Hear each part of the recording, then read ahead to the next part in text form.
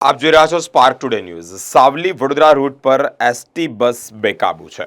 સાવલીથી વડોદરા ભૂતળિયાપા જઈ રહેલી એસટી બસના જે ડ્રાઈવર છે, જે ડ્રાઈવરથી જ બસ બેકાબુ બનતા જ પેસેન્જરોએ બૂમાબૂમ કરતા ચાલકે ગોઠડા ગામના બસ સ્ટેન્ડ પાસે જ રોડ સાઈડે થોભાવી દીધી હતી। એસટી બસના મહિલા કંડક્ટર સહિત ચાલકનું વર્તન શંકાસ્પદ લાગતા સાવલી પોલીસને જાણ કરી હતી। એસટી અમારી સલામતી સવારીનું સૂત્ર એળે જાય તેવી ઘટના સામે આવી રહી છે। સાવલીથી વડોદરાના ભૂતળિયાપા તરફ જઈ રહેલી એસટી બસ ગોઠડા ગામ પાસે ચાલકથી બેકાબુ થતા જ બસના મહિલા કંડક્ટર અને મુસાફરોનું અજુગતું અને અસલામતીના ભય સાથે બૂમાબૂમ કરતા જ ડ્રાઈવરે રોડની સાઈડમાં થોભાવી દીધી હતી અને હાશકારો મેળવ્યો હતો। ત્યારે જે આ પેસેન્જરો છે તે પણ ઉતરી ગયા હતા।